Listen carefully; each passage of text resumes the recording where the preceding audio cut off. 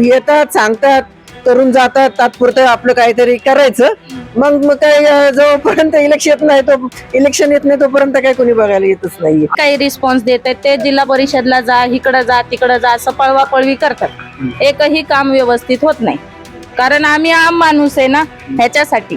करणार काय लोक निवडून द्यायचे नुसते त्यांना श्रीमंत करायचं आणि आम्ही भिकारी राहायचं असंच काम आहे फक्त. बहिष्कार टाकचं आम्ही करणारच नाही मतदार कारण कोणी आमचं ऐकत नाही आणि येत पण नाही. 5 वर्षांनी एकदा हात जोडायला येतात की ताई मतदान करा बस एवढंच विचार करतात.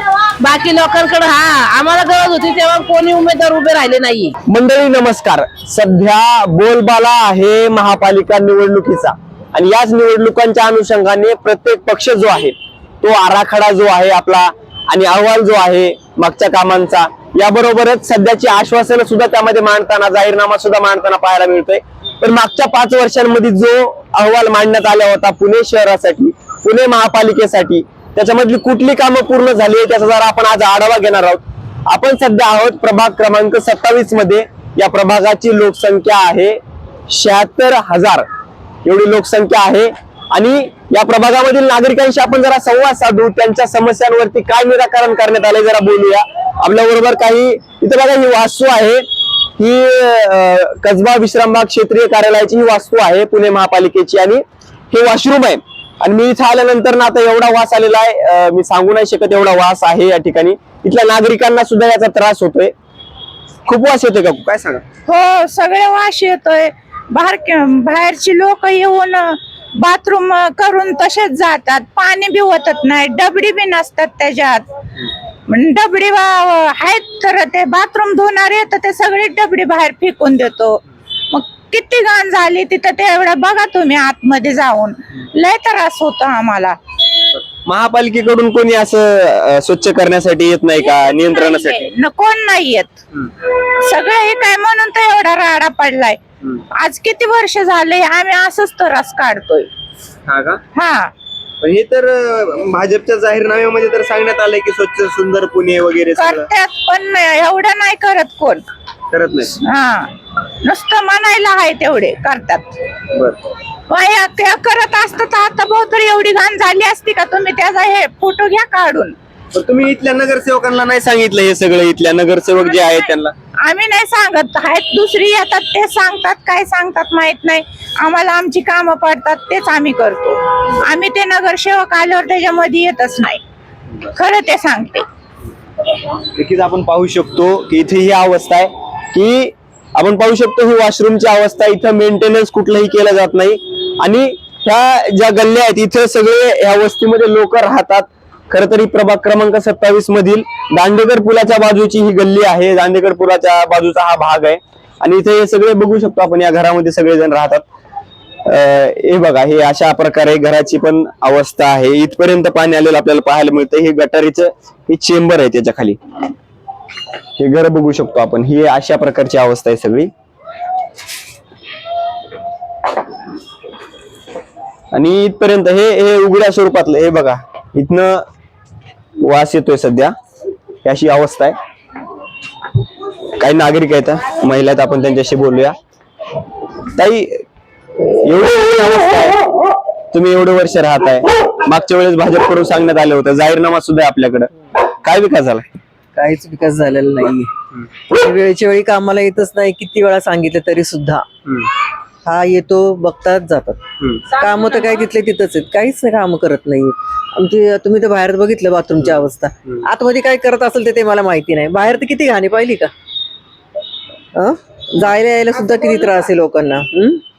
आता कसं करायचं कसं? हे जाहीरनामा जो आहे या जाहीरनाम्यामध्ये स्वच्छतागृहाबद्दल लिहिलंय. फक्त ते लिहिलं आहे हो. आणि येतात सांगतात करून जातात तात्पुरतं आपलं काहीतरी करायचं मग काय जोपर्यंत इलेक्शन येत नाही तोपर्यंत काय कोणी बघायला येतच नाहीये. आतापर्यंत कोणी भेट दिली तुम्हाला? आता इलेक्शन आले भेटून जातात हो म्हणतात करतो म्हणून. करणार कोण व्यवस्थित? आता तुम्ही बघताय ना आजूबाजूला बघितलं ना बाहेर इकडे बघा सगळं. आता हे बघा हे सगळं वेळच्या वेळी यांचे काम नाहीयेत काही नाहीयेत. कचरा व्यवस्थापनासाठी कचरा गाड्या मोठ्या प्रमाणामध्ये उद्घाटन झाली आहेत. कचऱ्याच्या गाड्या आहेत पण कचऱ्यावाली जर आठवड्यातून 4-4 दिवस घरी राहिली तर कचरा काय करायचा? घरात ठेवायचा आम्ही तो? येत नाही कोणी. येते ना बाई कचरेवाली, मग 4 दिवस घरी राहणार ती आठवड्यातनं, मग काय करायचं तो कचरा आम्ही बरं करणार काय आम्ही? अजून काय प्रॉब्लेम आहे? आता कचरा आहे, पाणी येतं तुम्हाला व्यवस्थित? पाणी आहे, पाण्याचा काही प्रॉब्लेम नाही. पाण्याचं काय, हे चेंबर वगैरे बाहेर तुम्ही बघितले ना आता, बाथरूम किती घाण येते, ते वेळच्या वेळी व्यवस्थित पाहिजे ना. काम केलं म्हणजे आता 15 दिवसापूर्वी आपण मीडियाला सांगितलं होतं, तर ते अर्धवटच काम झालंय. दारं काढून बाहेर ठेवले, तेही घाण तशीच आहे, आणि आतमध्ये गेलं तर असं थांबवत नाहीये, एवढी घाण आहे. आम्ही प्रत्येक वेळेस त्यांना कंप्लेंट करतो, पण कोणीही इथं येत नाहीये. हो करतो एवढंच बोलतात. आणि ड्रेनेजचं पण बघा, हे सगळे भरलेले आहेत, त्यातून बारीक बारीक किडे येतात शेपटीचे वरती. आम्ही स्वतः ते चेंबर स्वतः हाताने आम्ही साफ करतो, की आमची लहान मुलं आहेत, हे बघा हे आमची लहान मुलं आहेत, की उद्या ते हातात घेतलं, काही तोंडात घातलं की केवढ्यात जाणार, ते आम्हालाच त्रास आहे ना. म्हणून आम्ही स्वतः ते स्वच्छ करतो. किती वेळा त्यांना फोन केला की या करून द्या, करत नाहीयेत. आणि माझं एक काम होतं राशन कार्डचं, मी गेले होते राशन कार्ड ऑफिसला, तिथं पण ते नाही काही रिस्पॉन्स देत आहेत. ते जिल्हा परिषदला जा, इकडं जा तिकडं जा, असं पळवापळवी करतात. एकही काम व्यवस्थित होत नाही, कारण आम्ही आम माणूस आहे ना, ह्याच्यासाठी. मग आता गरिबांसाठी एवढं योजना राबवतोय आम्ही, हे कागदांमध्ये दाखवलंय. कचऱ्याचा प्रश्न सोडवण्यासाठी उपाय काढलाय भाजप सरकारनं. झोपडपट्टीवासियाला हक्काचं घर देणार अशा प्रकारचं आश्वासनामध्ये दिले. पर्यावरणाचं रक्षण संवर्धन करणार म्हणून. तुमच्या इथे एवढी दुर्गंधी आहे संवर्धन पर्यावरणाचं. तुम्हाला वायफाय देणार म्हणतात, डिजिटल पुणे करणार, वायफाय देणार म्हणतात. काय आहे वायफाय? नाही काय उपयोग आहे तुम्हाला वायफायचा इथे एवढी दुर्गंधी असते तर? कुठं काय उपयोगच नाहीये, कशाचाच उपयोग नाहीये. घर देणार म्हणतात, ही अशी घर आहे तुमची? हा, हे काय आमची अशीच घर आहेत. घरकुल आवास योजना वगैरे काय लाभ झालाय काय? नाही अजून तर नाहीये, इकडं काय आलंच नाही काय अजून. त्यांचं म्हणणं आहे गरिबांना पक्क घर दिले सगळ्यांना? हा, हे काय आम्ही हाय त्याच घरात आहे की मग. तुम्ही येऊन राहून आमच्या पक्क्याच आहे म्हणायचं आणि काय करायचं. नाही तुम्ही येऊन राहून बघा कसं वाटतं, मग आम्हाला सांगा. हा ना, तुम्ही पण येऊन राहून बघा ना कसं राहतात. स्वच्छता जरी झाली तरी असं वाटतं ना की हो स्वच्छ आहे. 2 माणसं घरी पण येतात, कोण यायला पण नको म्हणतं, एवढे घाणीत एवढे. नातेवाईक वगैरे कोण येत नाही तुमच्या? कोणीच नाही, कोणालाही विचारू शकता तुम्ही. वर्षभर 1.5 वर्षभर कोणी येत नाही. मग हे चिमुकले एवढे लेकरे घेऊन तुम्ही कसं राहता इथं? मग काय आता काय करणार ना, इलाज नाहीये. दुसरीकडे जायचं आता म्हणलं बरेच बघायचं वर्ष- काय, खायचं काय, पोरांना शिकवायचं काय, दुसरीकडे जायचं म्हणल्यावर छोटे छोटे हा? पल्ले त्यातच राहतो आम्ही. आम्ही घरगुती कामं करणार, शिकवणार काय, त्यांना खायला काय घालणार, धुणं भांडीचे. काम काय करताय का तुम्ही काम? मी हातावरचं पोट आहे, घरीच असते, फार होते, काय करणार दुसरं, हातावरचं पोट तुम्ही काय आहे. करताय? आमची समस्या काय, कोणालाही नावं ठेवण्यासारखं नाहीये. स्वच्छता ठेवावी, व्यवस्थित करून द्या वस्तीचं, बस एवढीच अपेक्षा आहे आमची. बाकीचं काही नाहीये की तुम्हाला नावं ठेवा, त्यांना हे बोला, असं आमचं काही मत नाहीये. वस्ती स्वच्छ पाहिजे, एवढंच मत आहे आमचं. आणि आता कमीत कमी 1.5 वर्ष झालं आम्ही ह्या ड्रेनेजच्या मागं लागलोय. किती वेळा आम्ही ऑफिसला पण जाऊन आलो, एकही आमचं काम झालेलं नाहीये. असे एवढी दुर्गंधी आता हे सगळं दिसतंय इथं आम्ही आलो तेव्हा. आता याच्यामुळे आरोग्याच्या समस्या पण निर्माण होत असतील, काही ना काहीतरी आजार होत असतील. मग आसपास कुठे क्षेत्रीय कार्यालयाच्या आसपास इथं कुठे आहे तुम्हाला हॉस्पिटल महापालिकेचं? इथं महापालिकेचं नाहीये, आंबिलोड येते, इथं नाहीये कुठे. इथून किती अंतरावर आहे ते? हो, चालू आहे. मिळतो व्यवस्थित? हो, मिळतो. आंबिलोडा हॉस्पिटल आहे. नक्कीच आपण पाहू शकतो हे जे चेंबर आहेत, खाली माझ्या पायाखाली दाखवा, हे जे चेंबर आहेत हे इथून तिथून ह्या सगळ्या वस्तीमध्ये चेंबर आहेत. आणि याच्या बाजूला जे आहे ते तडे गेलेले काही जागी आपल्याला पाहायला मिळतात. इथं लहान मुलं असतात आणि ते लहान मुलांना काही कळत नाही, त्याच्यामुळे याच्यामधून जे काही बाहेर येत आहे ते तोंडात घालतात, नाकात घालतात, आणि त्यामुळे जे आहे ते श्वसनाचे किंवा पोटाचे आजार, विकार जे आहे ते त्यांना होताना पाहायला मिळतात. अशा प्रकारची ही समस्या आहे. एवढ्या कंजेस्टेड एरियामध्ये राहून सुद्धा ही लोक आपला स्वतःचा उद्योग करू पाहतायत, काहीतरी करू पाहतायत, काहीतरी निर्माण करू पाहतायत. हे पाहू शकतो आपण की हे सगळं आहे. आणि हे चेंबर आहेत. आता आपण पाहू शकतो ही सगळी अवस्था आहे.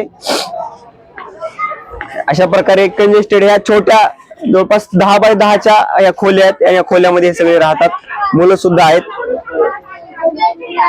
काकू, निवडणूक आली आहे, तुमचे प्रश्न जे आहेत ते गेल्या वेळेस या जाहीरनाम्यामध्ये टाकण्यात आले होते. त्याच्यामध्ये तुम्हाला स्वच्छ सुंदर अशा प्रकारचं घर देणार, सुंदर देणार असं म्हटलं होतं. झालंय स्वच्छ सुंदर? हे पमताई बोल गे ठकाती बोल. झालंय, स्वच्छता आहे? बोलणार आहे, बोलायचंय का? मला बोलता येत नाही पण लाईट नाहीये इथं. सारखी लाईटीचा प्रॉब्लेम असतो. लाईटचा प्रॉब्लेम आहे. संडासा तर नाहीच किती वेळा तरी. लोकांच्या अडचणी होतात त्याच्यासाठी. बर, मला जास्त वास पण येतो इथं. येतो की वास पण. रोज तुम्ही असंच राहता इथं? अशीच राहतो, मग काय करणार, कुठे जाणार घर सोडून. हा, लाईटचा प्रॉब्लेम आहे. अजून संडासा कशाचा तर तुम्ही बघितलेच असाल आता येताना. तर सारखं ते असतंच तोडफोड कुळाची पण. पण चेंबरचा प्रॉब्लेम आहे म्हणतात ताई. इथे चेंबर साफ करायला लोक येत नाहीत? नाही येत, चेंबरवाले तर नाहीच येत.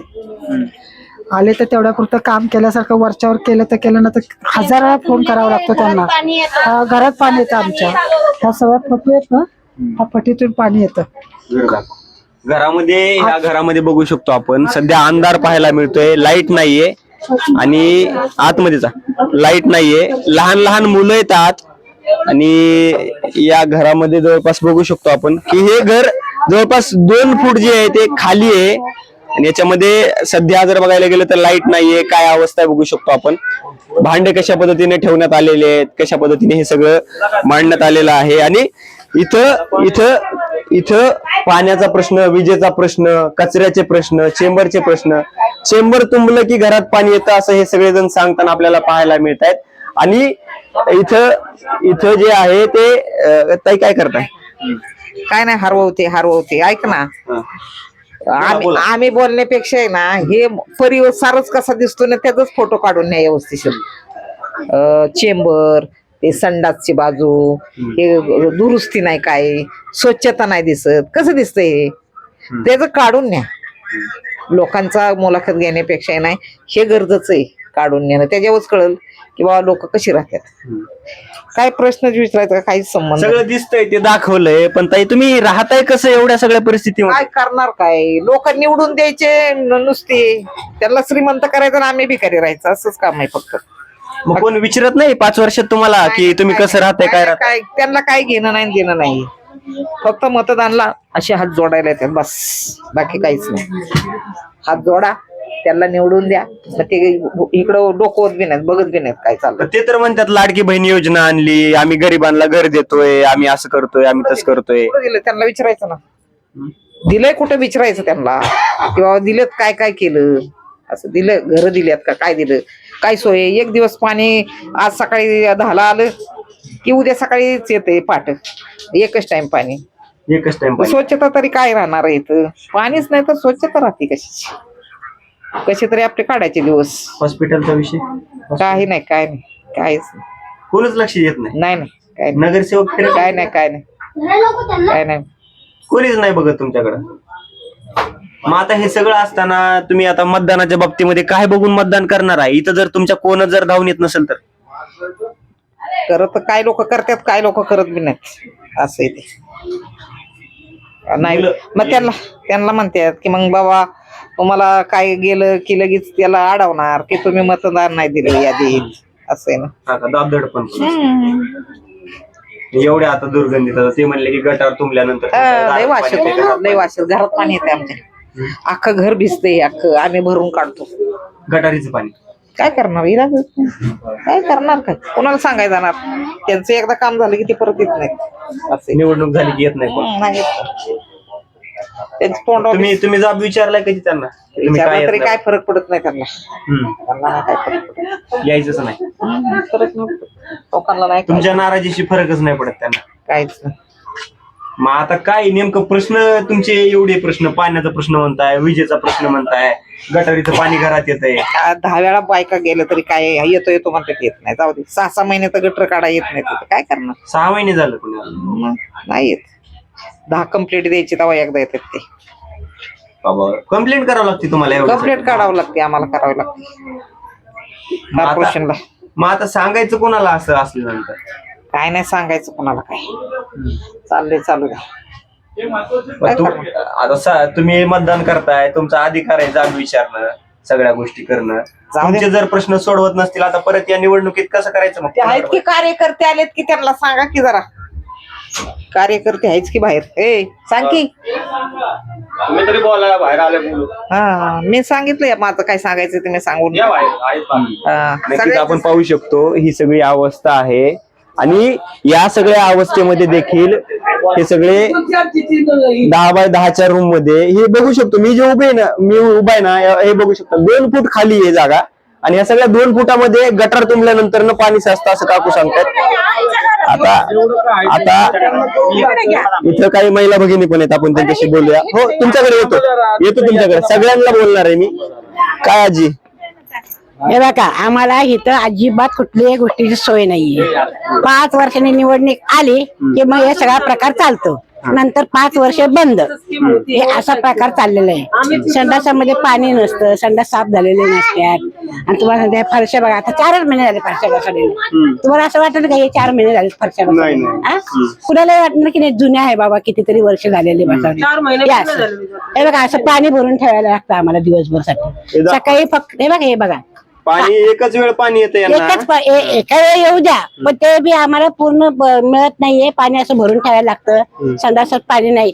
पण दुसरी गोष्ट महत्वाची की आम्ही इथं 214 मध्ये राहत होतो. तिथं बिल्डरचा काहीही संबंध नव्हता तरी त्यांनी आमची घरं घेतली.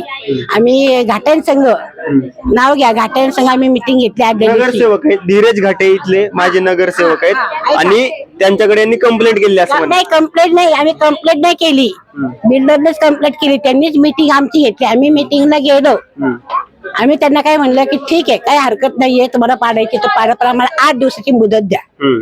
घाटे सरांना काय म्हणलं की बाबा ह्यांच्याकडनं 8 दिवसाची मुदत घ्या कारण हे घरातलं सगळं सामान शिफ्ट करायला 4-8 दिवस लागणार असतात आहे की नाही. आणि असं काय अडचण आली तर आम्ही तुम्हाला फोन करू. दुसऱ्या दिवशी पहाटे 5 वाजता आमची घरं पाडायला आली. 5 वाजता पहाटे 5 वाजता घरं पाडायला आली आणि लहान आणि हे तर बच्चू लहान होतं एकदम. आता 1.5 वर्ष झाले आम्हाला शिफ्ट केलं, आम्हाला घर मिळालं. घराबद्दल आमचं काहीच म्हणणं नाहीये पण आम्हाला 8 दिवसाची मुदत देखील दिली नाही. आणि पाडायला आले म्हणून आम्ही घाटांना फोन केला तर घाटांनी आमचा फोन उचलला नाही. एकदा सोडून 3 वेळा फोन केला.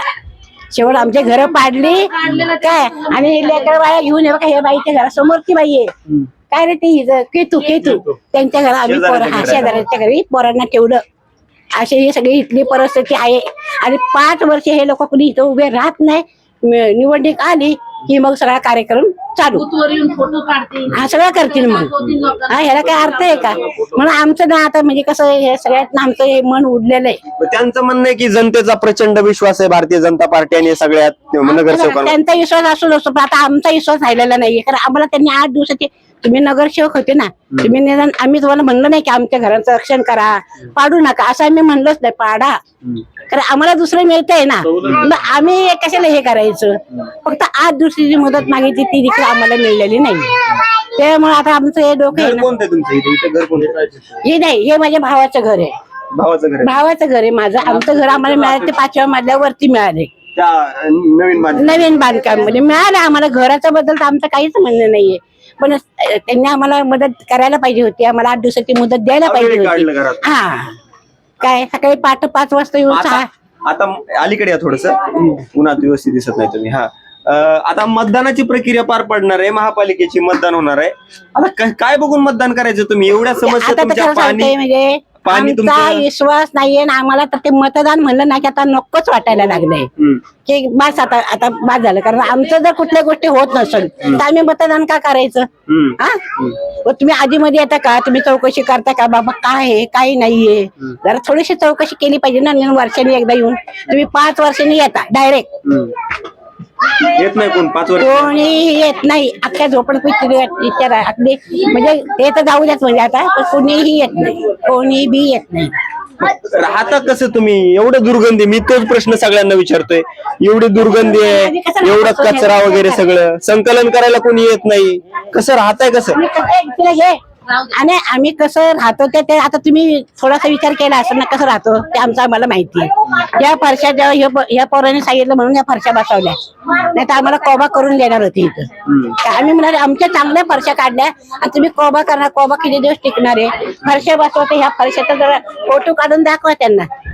दाखवा त्या फोटो परच्या काढून. 4 महिने झाले असतील 4च महिने झाले केलेलं काम. बसवलेले आहेत आणि या परच्यांची अवस्था जसं काय यांना बसून 2-3 वर्ष झालेली आहेत असं वाटत आहेत, एवढी ही अवस्था झालेली आहे.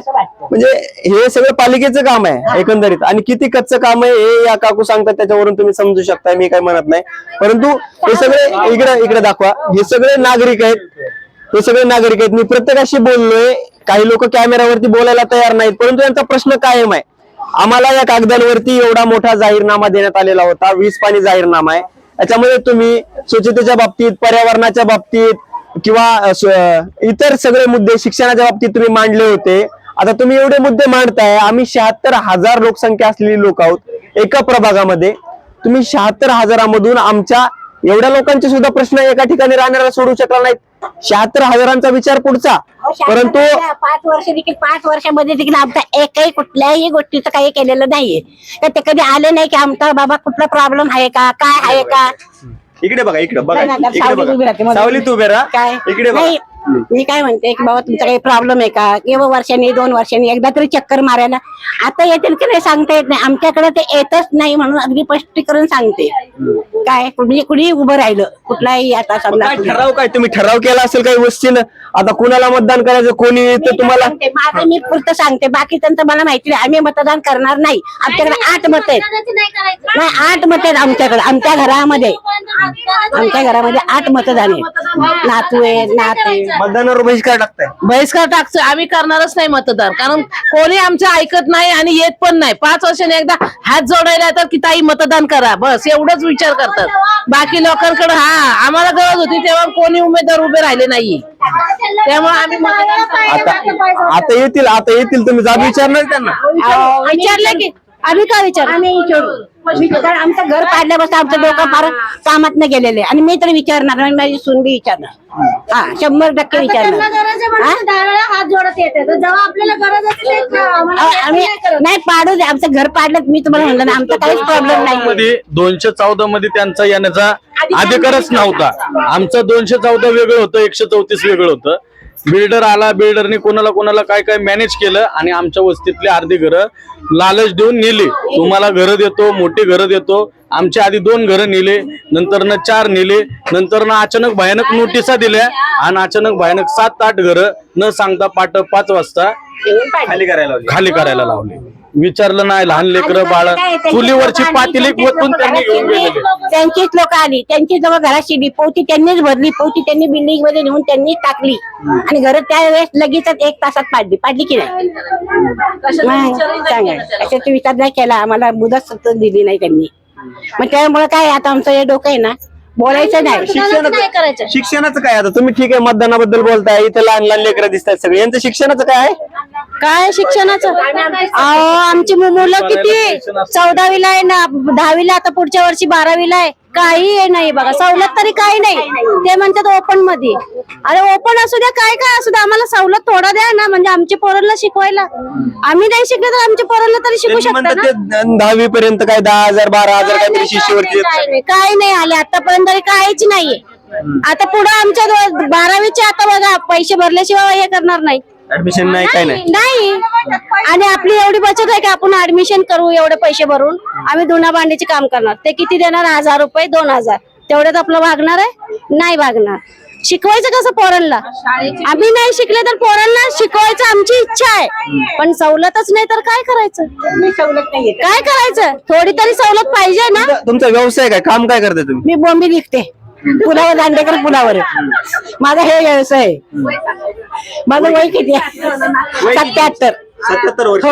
ऐका ना, हे बरं का? आपल्या इथं कोणाला म्हणजे असं नोकरीदार तर इथं कोणीच नाही.